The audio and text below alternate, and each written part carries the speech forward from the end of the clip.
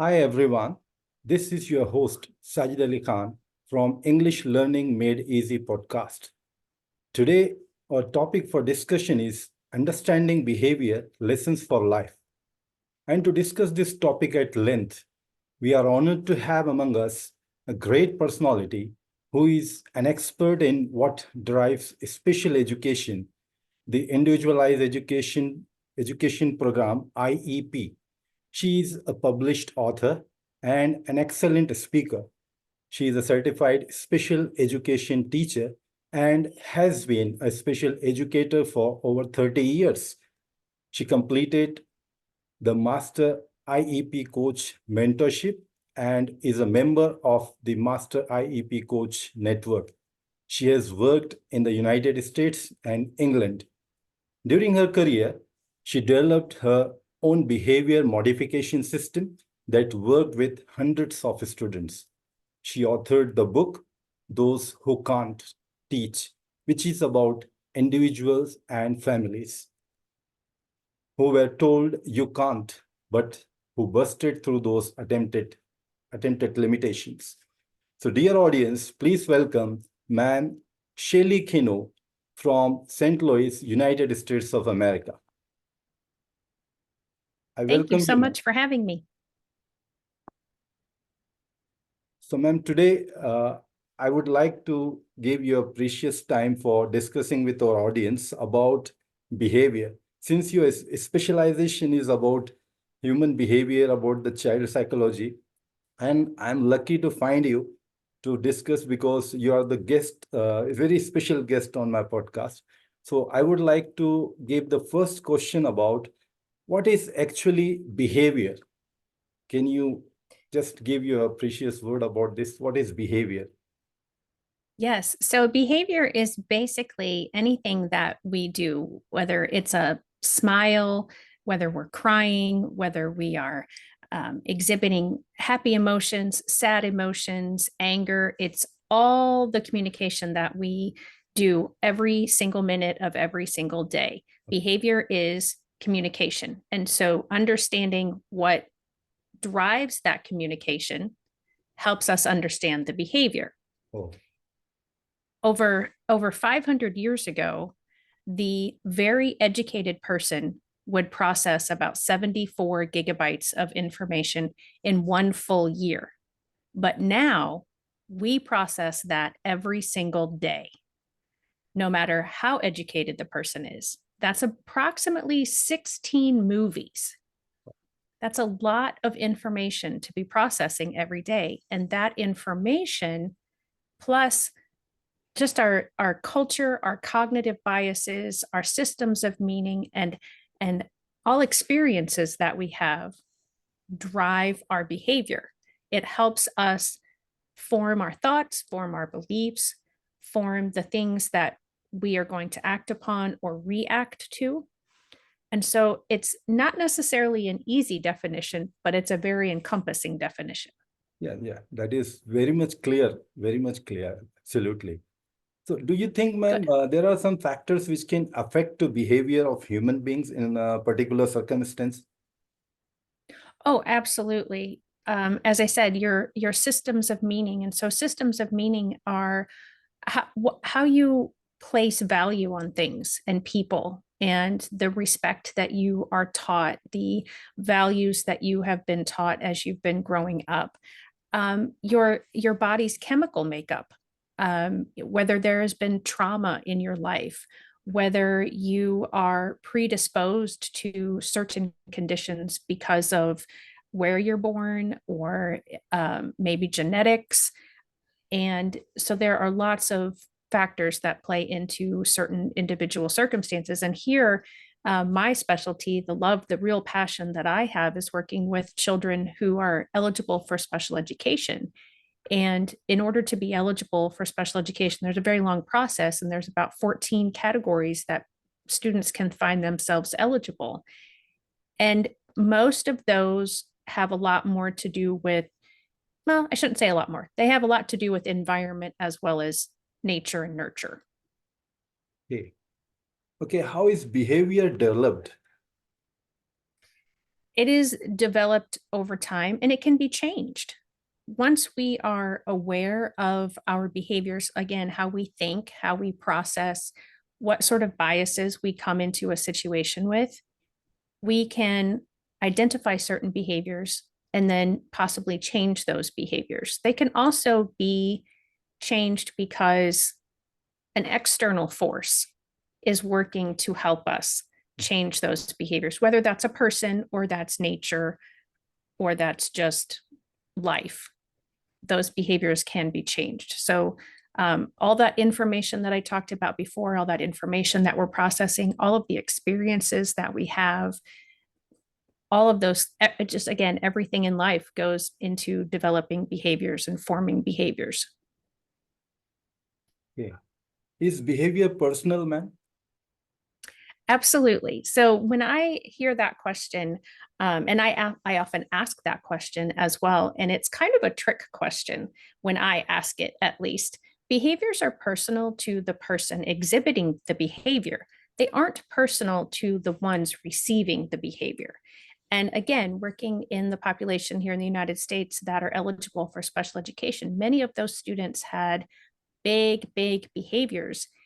And when I say big behaviors, I mean things like throwing chairs, throwing desks, violent aggression, verbal and physical, having major meltdowns where they just either draw into themselves or they get really loud and they might scream and yell and arms and hands are going every direction. And it's personal to that person who's exhibiting all of those behaviors because they're going through something. They're in some sort of a crisis mode. But the person receiving all of those behaviors, it isn't personal to them. It's not that when somebody is screaming at you that they hate you or they want to hurt you, when they're in those phases of those meltdowns, they don't mean that. Almost every time that I had a student or have worked with anyone that has said those kinds of things, they apologize later because they aren't Then they completely might in, realize. yeah, they aren't completely in control of themselves logically. They're not necessarily able to think logically when they are in those throes of a meltdown or when they're in a throes of a behavior situation. And so they'll say things and they'll do things that they wouldn't do in their normal rational state. Okay. So what is the age factor? Like in which age generally you see the intensity of behavioral aggression is more? Like maybe in the adult age or maybe maybe in maybe the person who has already grown up after marriage or something, means where the person is more vulnerable, where he can be the victim of behavioral change, like if somebody is talking, he's suddenly getting triggered, like you can say the negative impact in his behavior. I'm not really sure that there is an age where it's more prevalent than at any other age. I do believe, though, that if we can work with children when they're having these big behaviors, and we can also teach children when they're just growing up and they're not necessarily having behaviors, things that are respectable, things, how to problem solve, how to understand that behaviors from other people are not our responsibility as an individual. We can empathize, we can want to help that other person, but we aren't responsible for how other people act or behave. And so if we can, when they're younger, really teach them those types of skills and teach them those types of attributes, then hopefully we won't have as many adults who, when faced with a lot of stress, resort to physical or verbal aggression or violent behaviors of any kind. But as far as a particular age, I don't know that I would say that one age. I think at any age the behaviors can be helped. But as far as what age exhibits more behaviors, that I'm really not sure. Okay. That's a great question. I don't know the answer to it though. Okay, so I don't know. After listening your explanation, I'm getting more and more questions now. But I am That's okay. reluctant to That select happens. which question should I go because I want to ask a lot of things to you. So my next question that is coming to my mind about is whenever a person is behaving in a particular situation, does he care for the the repercussions of his behavior? Means what Not will in the be the moment. outcome if I'm behaving Yeah. in this way? What will be the outcome? Is that thought about what repercussions he's going to get it, or what he has to face the aftermath of his action? Does this idea help him to control himself to just control whatever the things he's going to do, or randomly he can do anything what he wants? Well, I think it's individual, but I would say in general, the answer would be no, that they are not necessarily in the moment of a crisis or in the moment that they have are exhibiting some unwanted behavior. Are they thinking about the consequences? Okay. Possibly if they were, they wouldn't exhibit that unwanted behavior. But depending on what sort of unwanted behavior it is, they may not have that rational ability to think Mhm.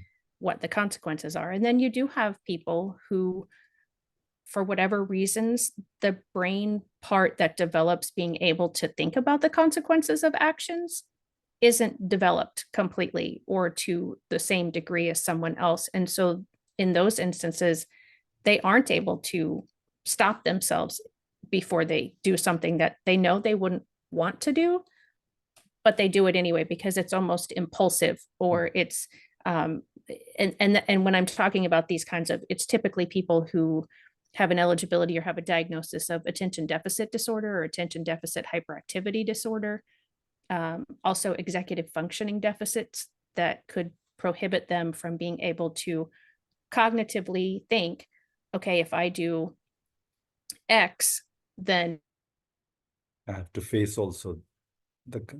and usually within that moment, that person isn't able to really think about those kinds of things. Okay.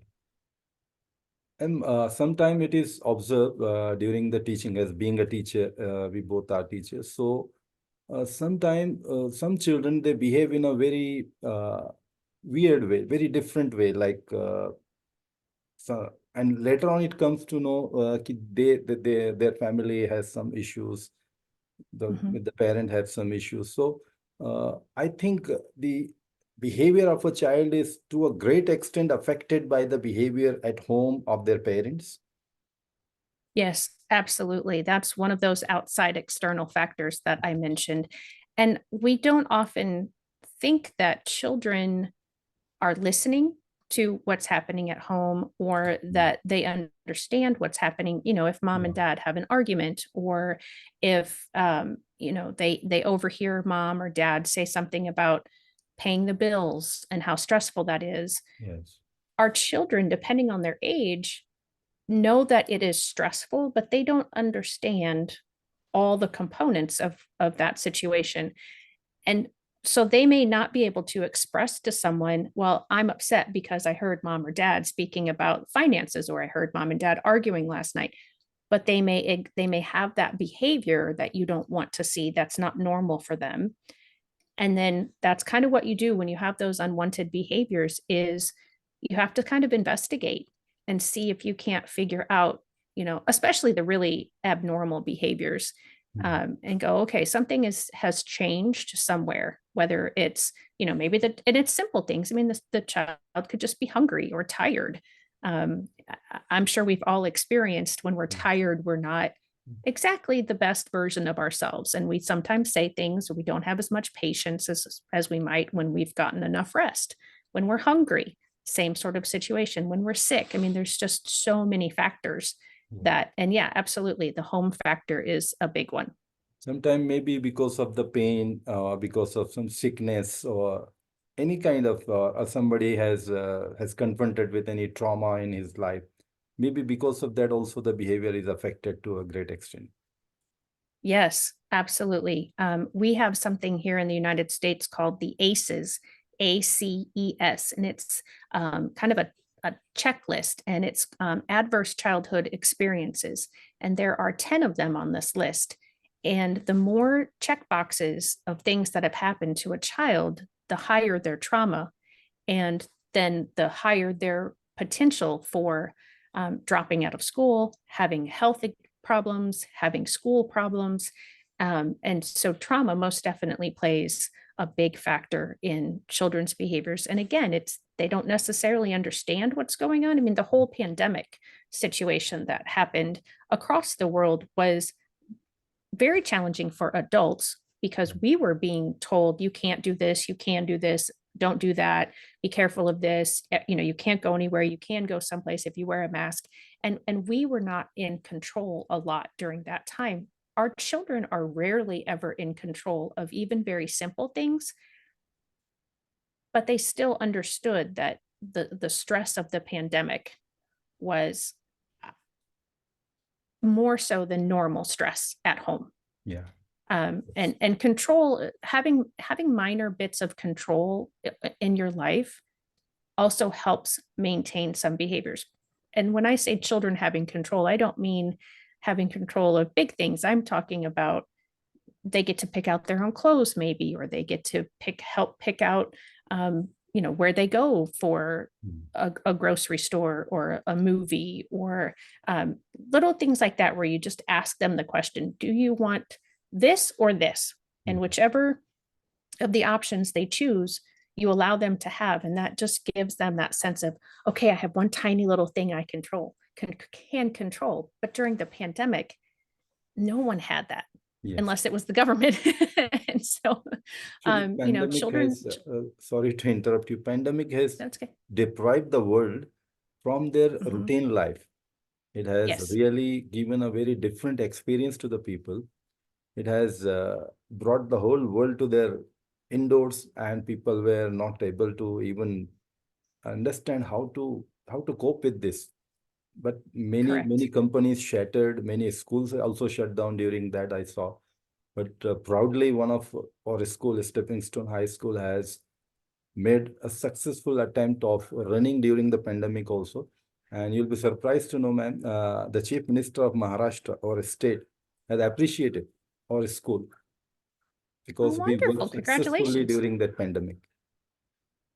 Yes. And thinking of the pandemic, again, with, the age question that you asked me earlier, some adults responded one way and other adults responded very differently. And so now you have adults who are still experiencing the after effects from the pandemic. And so you still have children who have their own after effects, but now they're dealing with their adult after effects in their lives as well. And so, yeah, it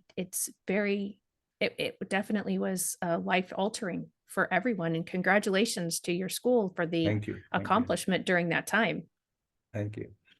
And sometimes it is seen, ma'am, some parents are overcautious. They become very dictating to their children.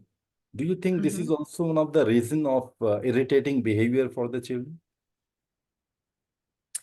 I think it is very difficult for children to understand. Again, if they have parents who manage every part of their life, then that child has zero control over anything. And as I mentioned, control is something that helps a child feel, we use the words regulated and dysregulated. They are within their regular emotions when they're regulated. And so, yeah, I think, at least here in the United States, and I don't know about India, we over organize for our children. We want to organize every minute of their day and have them actively involved in something every minute of every day. And that really isn't healthy for the students. We all need to have downtime. It's actually good for the brain to have that time of boredom. That's where our creativity starts to develop or further develops. And when you channelize their energy in a proper way, you don't allow them to just be free and think anything what they want. Right. Yeah, absolutely. Guidance is very important for sure. Yeah. Okay. One of the very important question that I would like to ask you. Why today's generation is not very much listening to the parent? Why do they suspect, even if their parents are very successful, like a teacher or a doctor or in any field, they will believe in some others, in their qualities, but not in their own parents? Why? Because everywhere, this is the story of every house.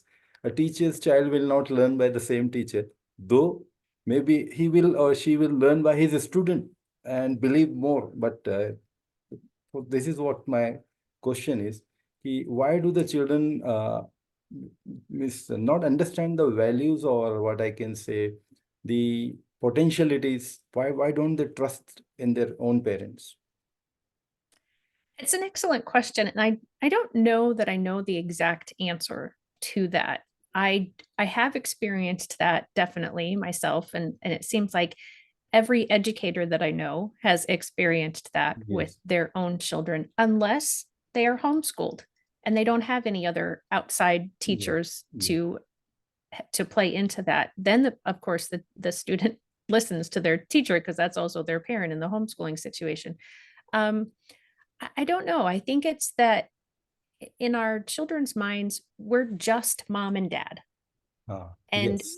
even though, they understand that we have jobs and they may understand that we had to, get certain training or certain education to have our job, for some reason, looking at someone else they tend to just look at that Mhm. person as more the authority.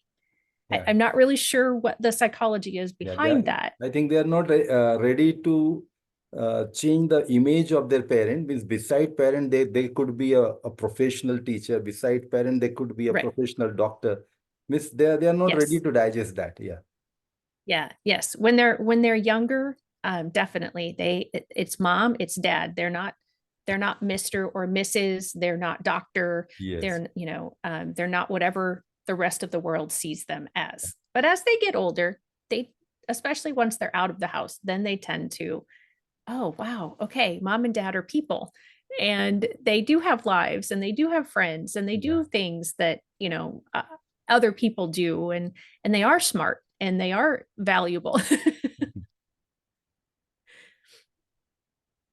And nowadays, ma'am, when you go in the schools, in the colleges, you will see like ego is a big factor for the grown-up children. I'm talking now for the Okay. grown-up children.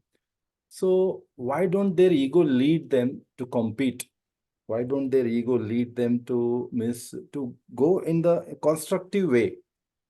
Why there are fights because of ego? Why there is a jealousy type of things coming out of ego? Why ego will not lead them to compete and defeat the another person? Means how the children can take their ego in a positive way? Again, it's very individualistic. It's very much about all those external factors. It's also about the how the makeup of the child is. Again, thinking about the pandemic, you have everyone experienced the pandemic, but everyone reacted to it differently, and everyone is still reacting to it differently afterwards. And so in some families, and in some individuals, I think that competitive edge nature, I'm not really sure what the right word would be, is much stronger and it's much more important. Where in other individuals and other families, it's it's not as important. And there is, I think everybody has a little bit of drive within themselves to be the best version of themselves that they can be, but they need that external support and encouragement and direction, and that helps them determine how much competitiveness. Um, but I mean, I've definitely seen parents who were extremely competitive have children who aren't so competitive, and I've seen it the other way around too. So again, that's where I go back to, and I know this is I feel like this is sort of a political answer where I'm not really answering the question, but it is very much individual of that family and that person. Okay. My next question is, what are the common barriers in the change in behavior? Are there some obstacles or barriers when which put the behavior behind? Even if I want to change my behavior, what will be the thing that will keep me away from changing my behavior? Your own beliefs as an Ah, adult. yes, yes, absolutely. Um, yes, and whether or not you think it's possible to Mm. change, whether you think you need to change, whether you Mhm. think it will be beneficial to you to Right. change. And As a child, it's a little bit different because you're still learning. And so there is more of a malleable person to work with when they're younger. But as you go through your life and you've gotten all these experiences that we mentioned before, and you've processed all the Mhm. things, as you've processed every single day, more ingrained synapses form in your brain, and they're harder to change then. But it is possible. But yeah, mostly I would say it's the belief of the person that is a huge problem, or factor, not a problem, factor of changing those behaviors. ma'am, my next question is, what is the role of habits in shaping the long-term behavior? Do you think the habit So can be very effective? yeah, it does. When you're trying to change your behavior, you have to be very intentional.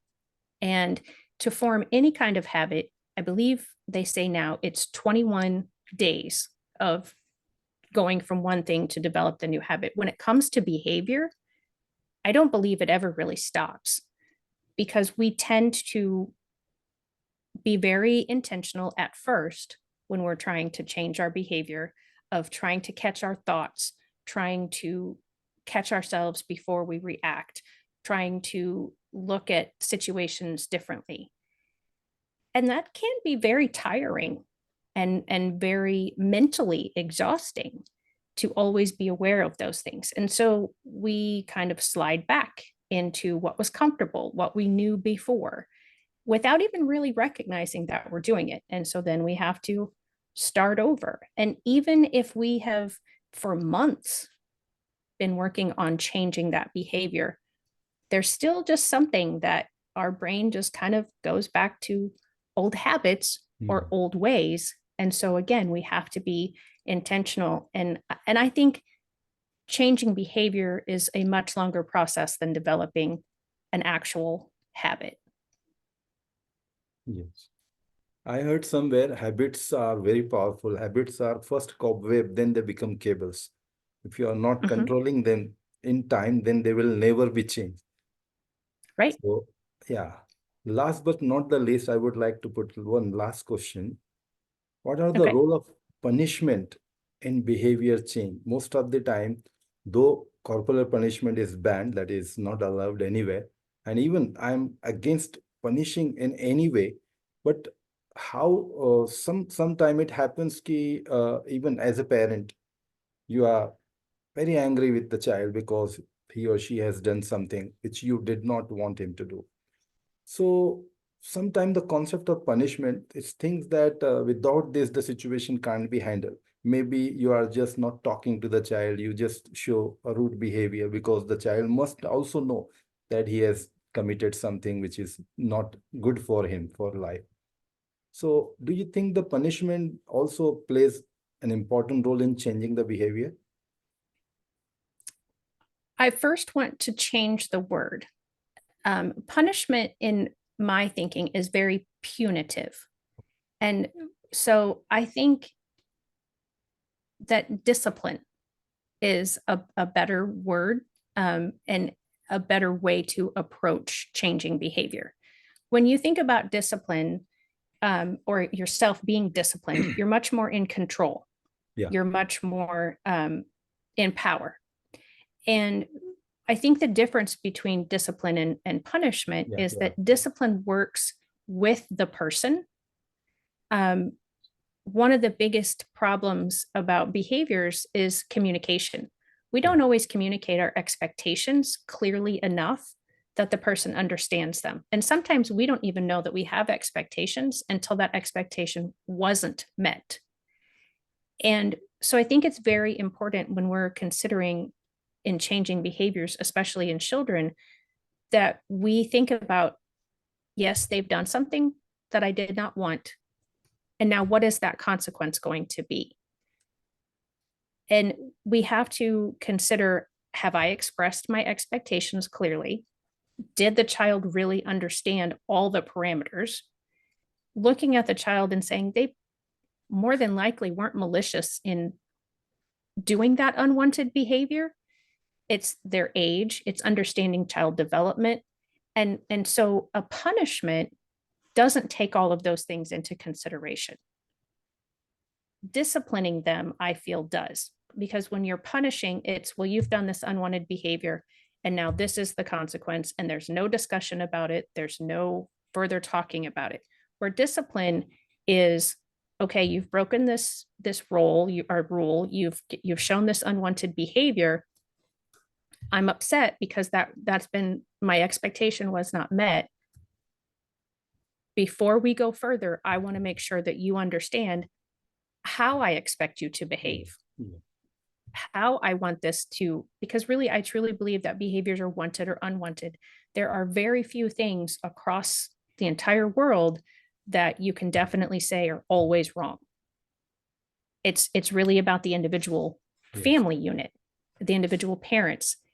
So yes, punishment can play a role, but I think it often plays the opposite role that what we want it to play. We want our children to be able to grow up and understand that rules are there for valid reasons. If you break a rule, there is going to be some sort of a consequence, but it doesn't always have to be a punitive consequence. And I could talk so much more about that, but I hope that gives enough of an answer to you to help. Absolutely. So actually, that's all with this episode, ma'am. Thanks a lot for giving your precious time. And you are such an ocean of knowledge. I would like to do a long series with you with a lot of questions and with a lot of different topics. I'm sure that my audience would be happy to listen this. And soon they are going to be our audience because I'm planning to do a lot of episodes with you. And I Okay, want fabulous. my all the audience to also to get benefit from the knowledge what you have gathered out of your such a long experience of 3 decades. So really, I am appreciating a lot, and thank you so much for giving your precious time from the busy schedule. And I hope to see you in the next episode very soon. And you can give any message to my audience just in 1 minute. Well, thank you very much, Jed, for having me here today. It's been wonderful to talk with you, and I really do hope that your audience understands that all the things that we talked about today can apply to any age, and that behaviors are communication, and that we can all always do better about expressing our expectations for those behaviors. Thanks a lot, man. Thank you. Bye-bye. Bye-bye.